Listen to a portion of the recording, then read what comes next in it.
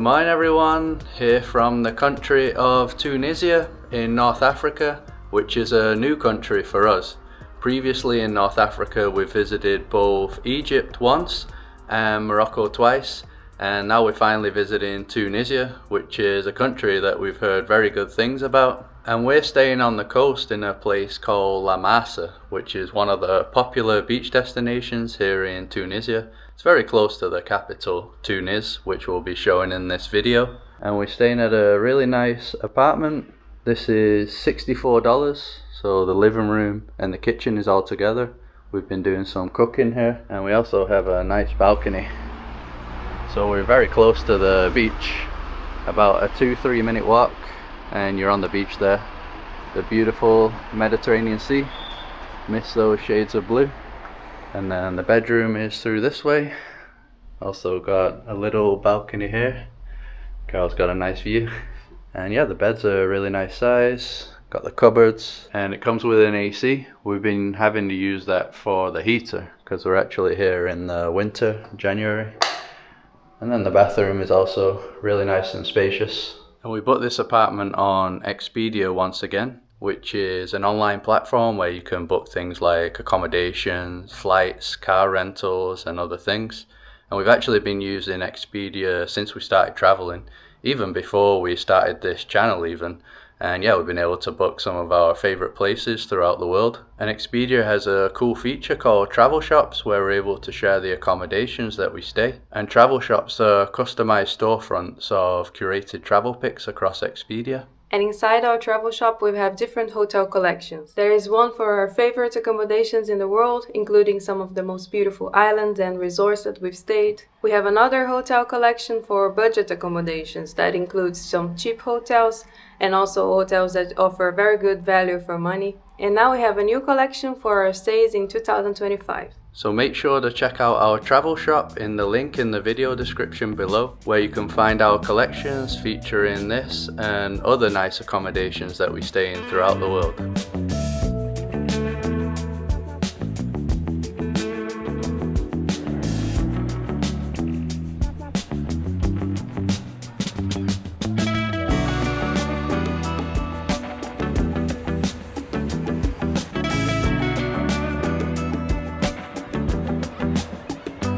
So this is the main beach of La Marsa. It is a Sunday today, so there's quite a few people around. We were here yesterday, but the weather was bad, so it was completely empty. Quite a long beach, some nice coastline back there, some orange cliffs. It's just not really the weather for beach, is it? No, because it's winter. It's good to walk around, but not to swim, because I think it's gonna be very cold. I think it's around 10 or 12 degrees Celsius right now, so swimming is not an option. Yeah, yesterday we just saw some surfers in here, but obviously they had like the wetsuits and stuff. So previously we were in Morocco, but we were on the coast way down south, so there it was still like 20-22 degrees. You get people sunbathing and stuff, but here on the northern coast of North Africa, it's definitely a lot cooler.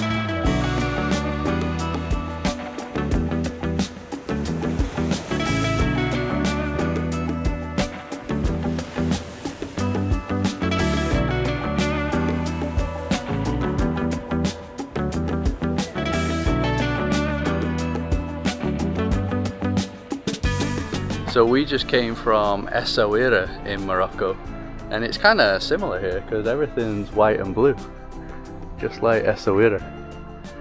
You also get the beautiful tiles around the doors. Yeah, that's extremely similar. I know Tunisia and Morocco do have a similar history. I think at times we're even joined together under different like kingdoms and rulers, so I am expecting to see a lot of similarities here. Wow, look at this building.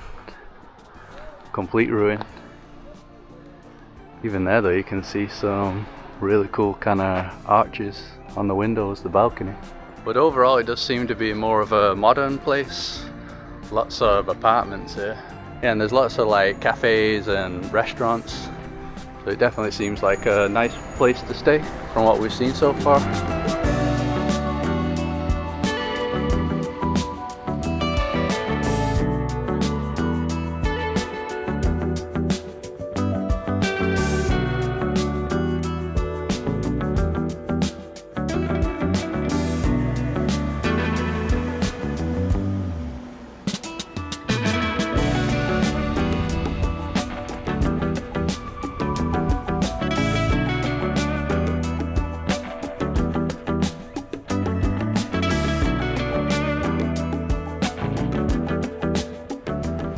So we're now at the city centre of the capital, Tunis. We ended up getting a Bolt taxi here. They don't have Uber, but they have an app called Bolt. And that was 20 dirham for 30 minutes. Ended up giving them 5 extra though. So that's a really affordable price. Super busy around here. We're on one of the main shopping streets and avenue. And look at this, I didn't expect to be seeing this. So there's a big church, St. Vincent de Paul. That's from the late 1800s, during the French time. So the French had colonized Tunisia, just like Morocco and Algeria. So you can see lots of European style buildings around this part. And then I think further down there is the old Medina. So we'll probably make our way over there. And right next to the St. Vincent Church, there's another one. This time a Greek Orthodox one.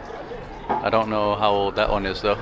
And this is the gateway to the old city. I think it's called Bab al-Ba, one of the oldest gates. I guess in the past it would have been like a fortified wall going around. Really beautiful building there. It's a hotel, Hotel Royal Victoria. Might be the nicest building that we've seen so far. I wonder if they named it Royal Victoria after Queen Victoria of England. Yeah, but this place is absolutely slammed with people. Probably one of the busiest places that we've seen in quite a while. Even busier than the Marrakesh, the Medina. Yeah, I think so, right? Yeah. A lot more people around here.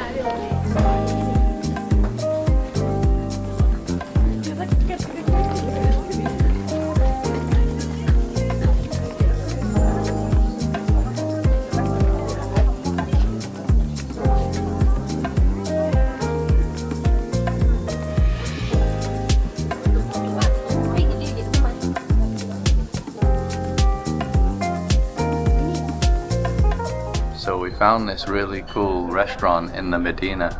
It's like a cave. It's like a cave, isn't it? Yeah, it is. And we're gonna be trying out some Tunisian food. So we had this the other day. It's super spicy. Harissa. Harissa, yeah. It's surprising because in Morocco the food is not spicy at all. But apparently here it's very spicy. Yeah, if you're hearing the birds, because there's birds inside here. Yeah, so this has hot chili peppers. We did actually have it the other night, a really spicy one. Yeah, it's just as spicy. Yeah, it's a chili pepper paste, so super spicy. I don't know what the other one is. I don't think we got that last time. No, it looks like pumpkin, but I'm not sure. I don't think we asked for any of this, did we? No. They just brought it. It's really good. It's not pumpkin. Maybe it is, but with a lot of garlic, so taste is really different and good. Yeah, they also gave us some pasta and lots of bread. Is that the harissa? I don't know, I haven't tried. Hope it's not so spicy, let's see.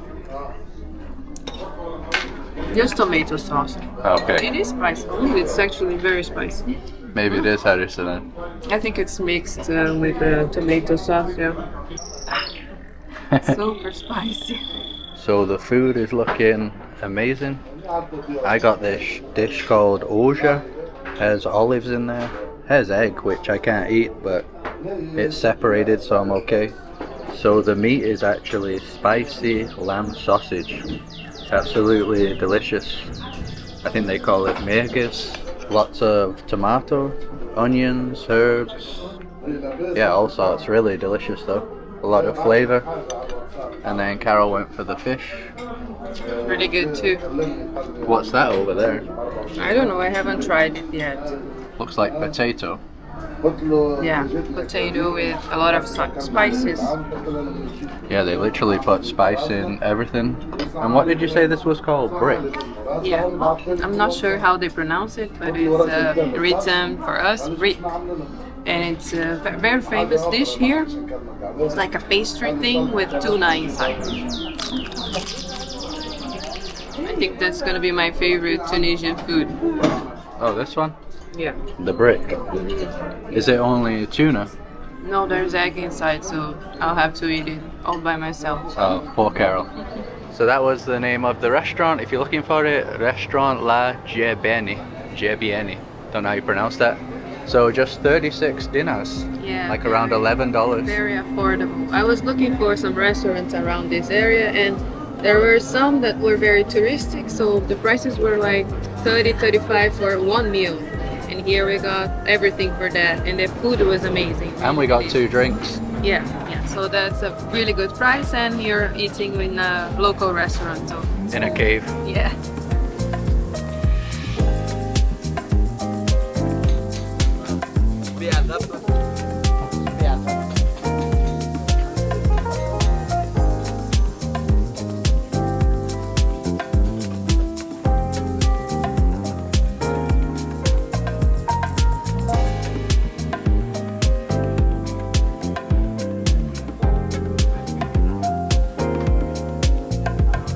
So we've now come to what is the oldest mosque in the city, and apparently the second oldest mosque in North Africa.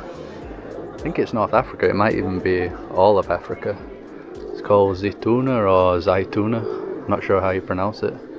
So originally from around the 7th, 8th century, really old one. But I think the current construction is from around the 9th century, still very old. They give you this if you don't have the headscarf. I don't think you have to pay for it, do you? No. They just lend you. Yeah, you don't have to pay to enter the mosque either. Just not allowed inside the prayer hall, but you can come to this part.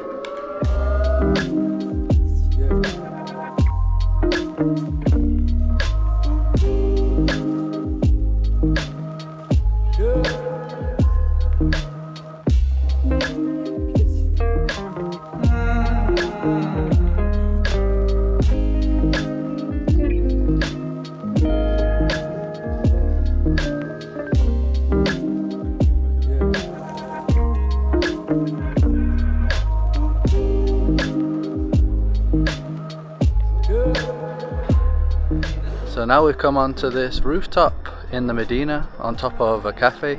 We're actually looking for a place where we could have a coffee on the rooftop with a view, and we thought that's what this was, but it's not. It's just an empty rooftop.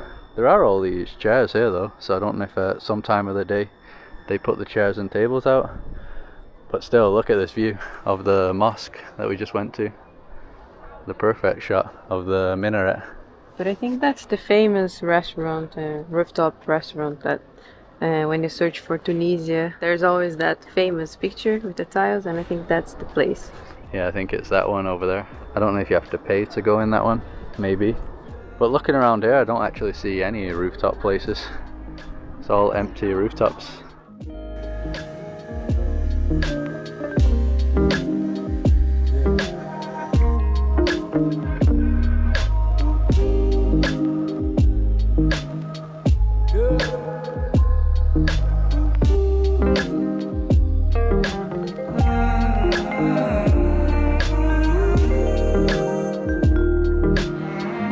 Decided to have a coffee at this place anyway, on the ground floor. You can sit down. They also had an outside area too, that was nice. I prefer it in here. I don't know what we do with this coffee though, do you? No, I don't know. What is this? I don't know what that is.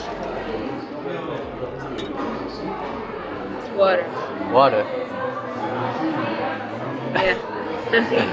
Yeah, I don't know what this is. So I think they have this thing to pour it from here into here because you can see all the ground coffee.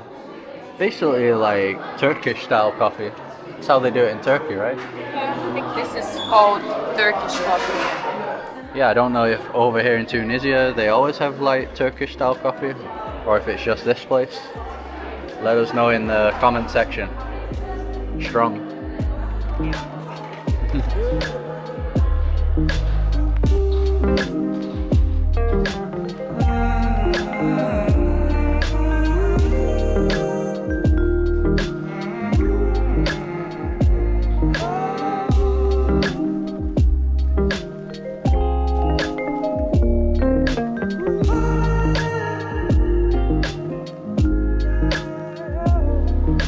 So we're at a more residential part of the Medina now. No stores at all around here, just where the people live. Got loads of cool arches like this everywhere. And we've come down this side because there's a royal mausoleum, which I think is that building right there, yeah. Closes at 3:30. So I think we got about 40 minutes. Should be enough time to explore the whole place. Wow, it looks really cool on the outside. The green domes. I guess that's part of it too. It's the same style. The same style, I think so. Check the cat out. Cool cats. Maybe not. Loads of cats, just like in Morocco. Yeah, cats absolutely everywhere. So I think it's 5 dinars to enter. Nice price. So these pictures are showing some of the funeral services.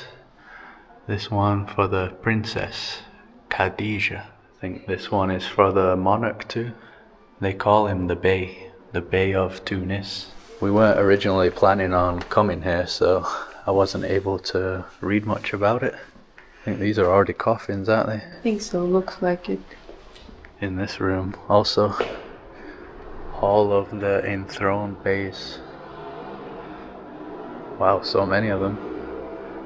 So you got some that are buried since the 1700s, 1784, Al Mamun Bey, all the way up to 1859, Mohammed Pasha Bey. And just like everywhere that we go in North Africa, the art is absolutely outstanding. Ceilings, walls, and the floors, everywhere. I think on this side there's more tombs. The princesses' tombs are slightly different. Some writing there.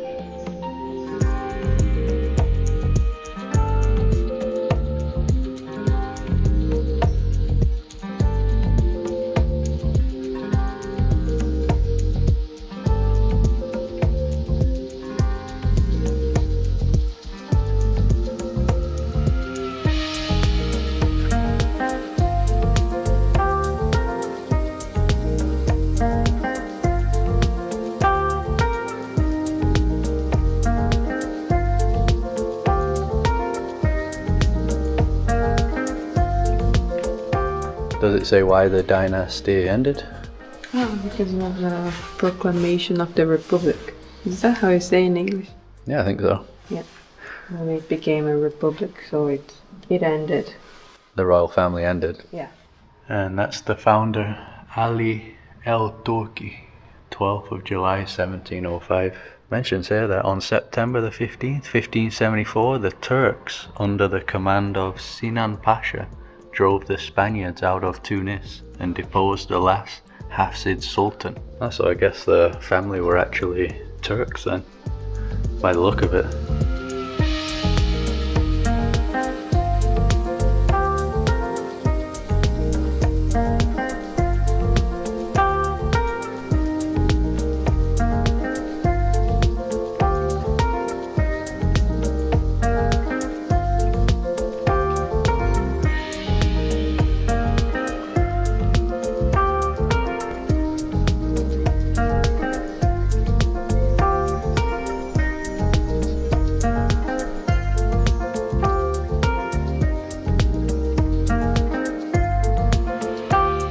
So we're now at the ancient city of Carthage. What we didn't realize that it's not just like one specific site that you pay to enter. It's completely scattered around. There's even parts where there's like modern houses and stuff. So you have to walk around quite a lot. And we're still not sure how much it is. There's this part here that's actually for free. Some of the ruins. Just gonna go down this thing here. What did it say that it is online? It was an area for baptism in the past. Ah, okay. Because I think there is like a basilica, just the ruins of it, just over there, like close to this place. Oh, that's what we saw, the columns. Yeah, and I think this is for the baptism. People singing down there. Yeah. Some nice music. I think it's a tour. Yeah, pretty cool entrance down here. Wow. Yeah, really cool. Like a perfect circle. Maybe that was for the baptism ceremonies. Oh yeah, in the middle. Yeah. Yeah, that would make sense. Yeah, it must have looked really cool. So if you go on Google Maps, you'll just see a number of different sites. I'm not even sure if you can visit them all in a day, but we're gonna try and visit all of the main ones.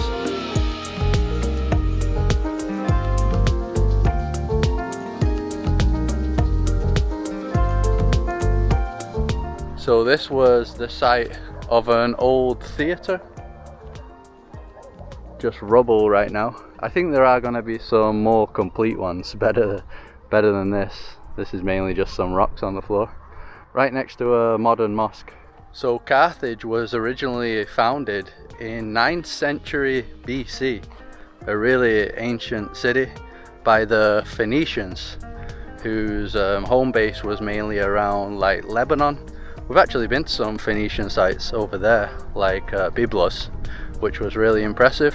And then at some point the Neo-Assyrian Empire conquered the Phoenicians, and then Carthage became an independent state. So then they were called the Punic people, or the Carthaginians, and they remained here for a long time.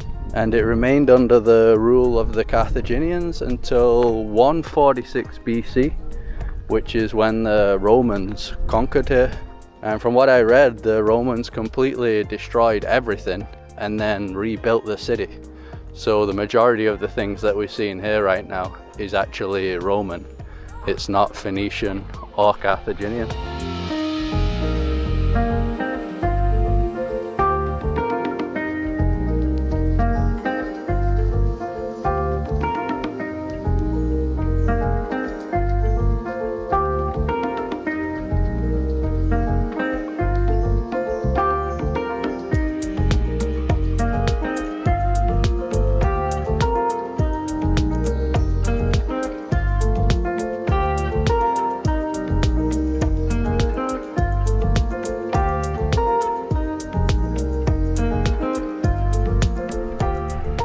Get some really nice coastal views from this side.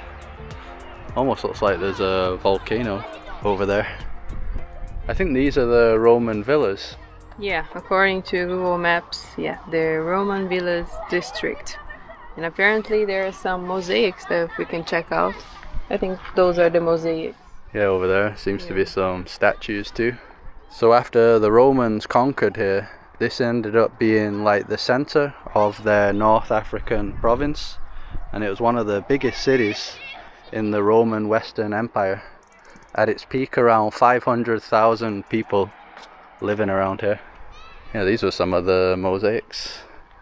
This part's pretty destroyed, but yeah, that one's really clear there. Looks like a soldier. You can see the horses too. Funny, because there's a mosaic of a Brazilian flag. Wow, that is like identical to the Brazil flag. They created the Brazilian flag. The Romans. Or the Roman conquerors are a myth and it was actually Brazilians. Whoa. Yeah, I like that theory. The Brazilians defeated the Carthaginians. That is actually a Brazil flag. I mean, it's identical. That's bizarre.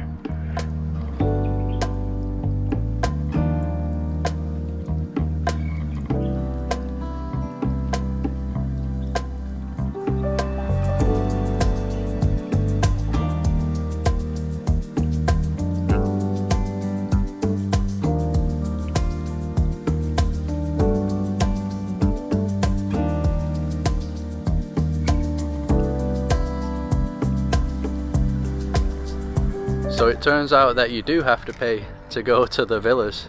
We did some sneaky route through the field by accident, but then when we left the entrance we saw the ticket counter. We went there though because we wanted to buy the tickets to enter all the sites.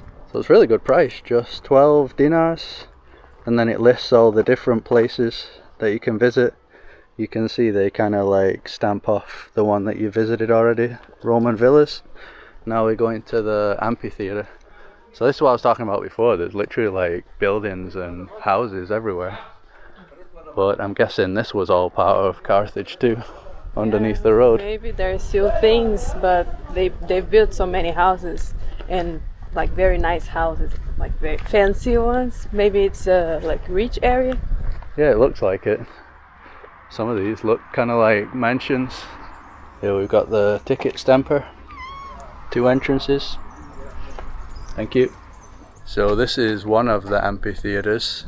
It's a reconstruction. You still have some of the remains of the original one though, like the stage. They have annual events here. I think it can hold up to 5,000 people. Yeah, this is all original too.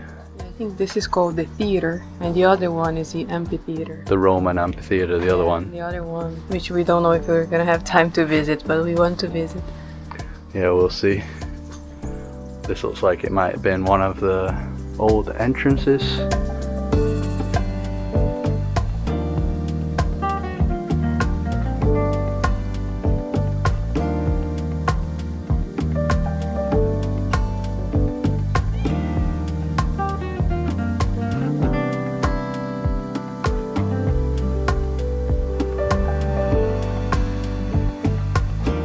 So we've now come to the Antonine Baths, which is one of the most important sites to visit here, and they were said to be the most impressive baths in all of North Africa. Got a really cool map here showing how Carthage would have been. So I think that was the theatre that we went to before. I think we're around here right now, the baths. We might be going there too, the big port. Really different looking, circular. And I think that's the Roman amphitheatre, the big one. So the majority of the places here don't have signs or any information though, so you would need a guide. Many people do biking tours because I think it's a good idea because everything's so spread out. So if you have a bike, you can go faster between one place to the other. And I think there are just bike tours without a guide and bike tours with a guide. So there are plenty of options. Yeah, and I mentioned how this was founded by the Phoenicians and then later became Carthaginians, same people, and then the Romans took over. But the Carthaginians were also fighting the Greeks. They were ruling over the island of Sicily, I believe, which is right in front of Tunisia. That's why here was such an important city. All the ships had to pass through here pretty much, so that's why a lot of people wanted Carthage. And then the Byzantine Empire were eventually defeated in the 7th century by the Umayyad Caliphate. They were like the empire from Saudi that kind of took over all of North Africa and Portugal and Spain. And that's why North Africa became Muslim at the time. They completely destroyed it because they didn't want the Byzantines to come back and reclaim it. So I think that's why it's super destroyed now. And then I also read that during the 8th Crusade, the Christian Crusaders came here, and I think they conquered whoever was here at the time, and they killed all the inhabitants who were living here. This is a dead end, Carol. Yeah, I thought it was going somewhere. Yeah, pathway to nowhere. Don't know how you get down there. Okay, let's go back. That's why it was all overgrown then.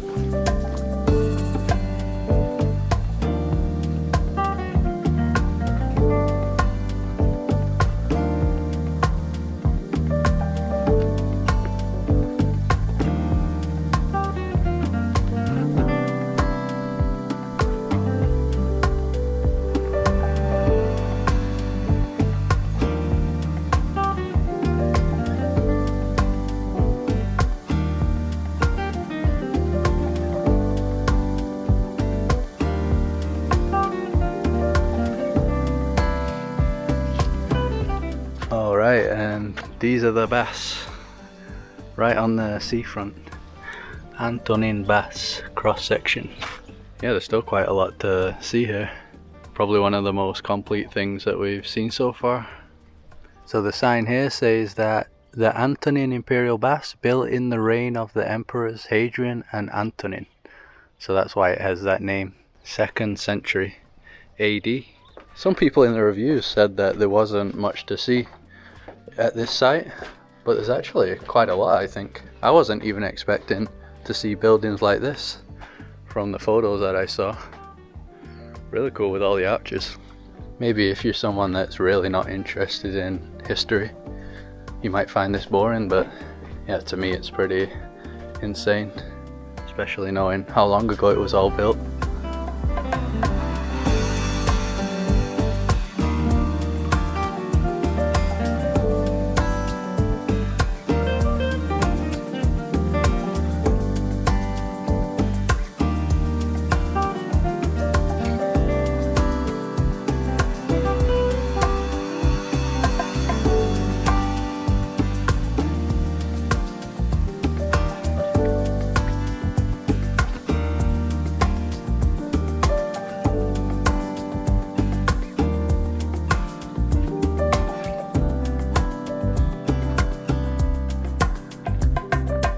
like a indoor part here.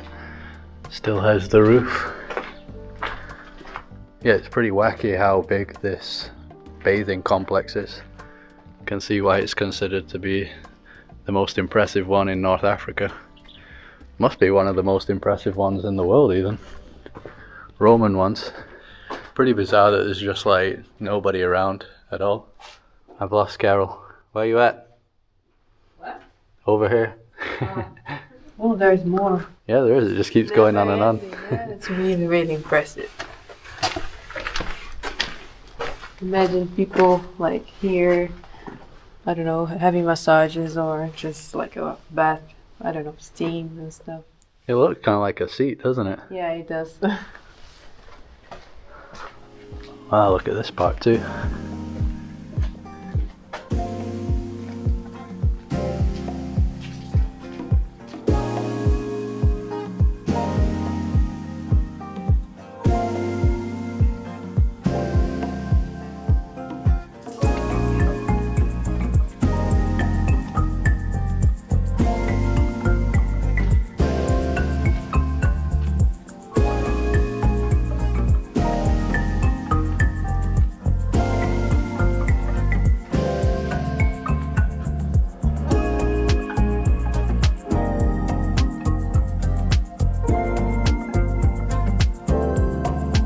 So we ended up getting a taxi to take us to the next few sites.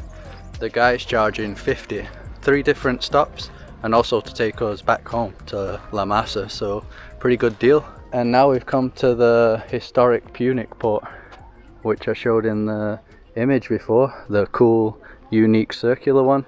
So this was dug around 3rd century BC and could hold up to 200 vessels at the time. Cool, so that's the model of how it would have been. We're just going onto this island right now, but yeah, it's nothing like that right now. That boat looks pretty cool.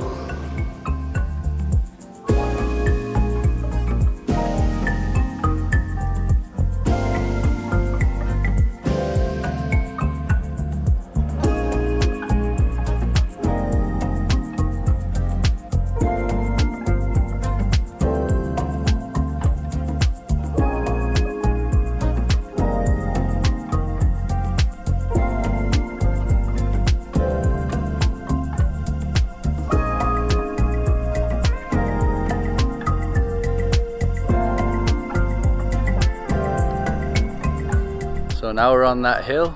It's called Byrsa. Get some really great panoramic views from here. That was the mountain that I said looked like a volcano. I think the name's here, Mount Bukornini. I don't know how you say that. And back here is a Byzantine church. An absolutely massive Byzantine church. It was closed though. You can't enter right now. Maybe another time of the year. It's under restoration right now. Yep. And right here we have the tomb of a king of France. Saint Louis, did you say the 9th, Carol? Yeah.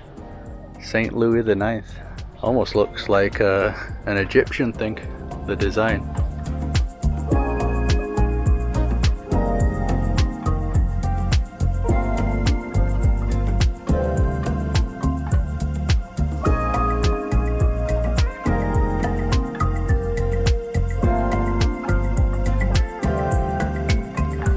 So now we're at the legit Roman amphitheater.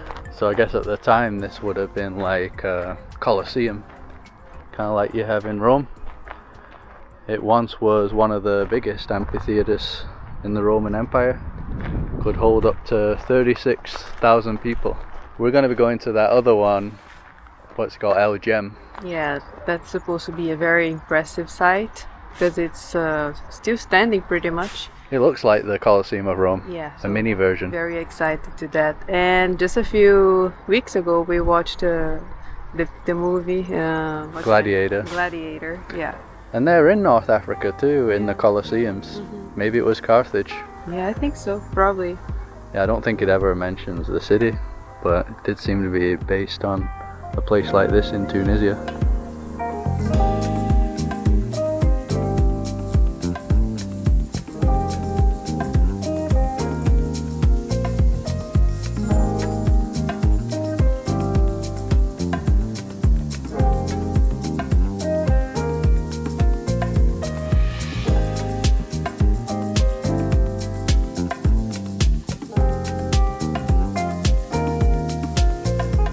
So this is gonna be the final stop, the cistern. Once again, absolutely gigantic complex. You got the aqueduct here, and this is coming from absolutely miles and miles away, right? Across the country, the water. Yeah. We're gonna write down the name of the place. I'll show it on the map. Yeah, because it's so far away. It's almost unbelievable. But we know that they were very smart and had amazing technology.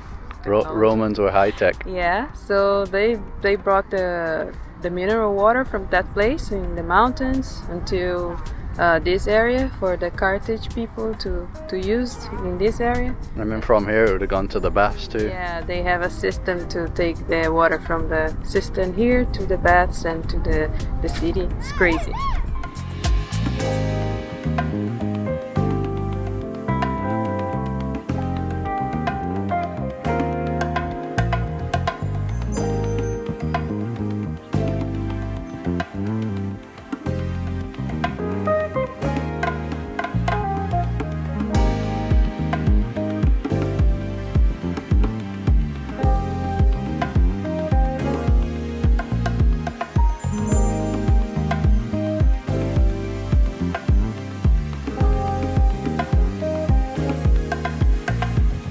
So that's going to be it for this video.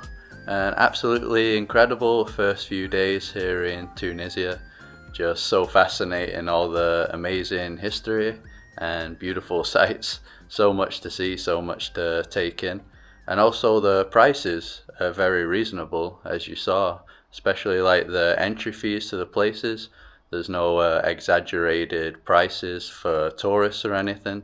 And we did also use some of the public transport, so we got on the train from La Marsa to Carthage, and I think that was 2 dinars per person, so around 60 cents, also very good. And on top of that, just surprised by the food. We had no idea that Tunisia had spicy food, and we really like spicy food, so that's a major plus for us. And we didn't mention a nice encounter that we had with a Tunisian man.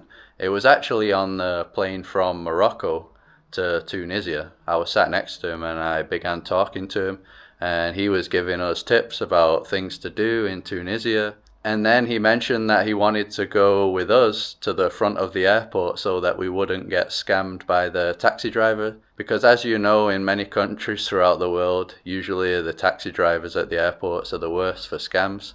So yeah, he waited for us, and then he actually ended up arguing with a bunch of different taxi drivers because he wanted us to pay a fair price. I think they were charging him the local price, but not us. So yeah, he was like angry. And I think at one point he actually might have paid a bit to one of the guys so that we would pay an honest price, which we didn't want him to do. I think he did like the secret money handshake where he passed it to the guy. But he was just like really trying to make sure that we had a good impression of the country. We hadn't even said anything about it either, about getting scammed, but yeah, he just wanted to do that. So yeah, just a very nice guy. So thanks Mohammed if you're watching this video. And in the next video, we're planning on going to some of the most beautiful beach towns, Sidi Bou Said, which is very close to La Marsa, and also Hammamet. So that's what should be coming up. If you enjoyed this one, just drop a like as usual to support us. Subscribe to see more videos like this. Follow us on Instagram, and we'll see you in the next one.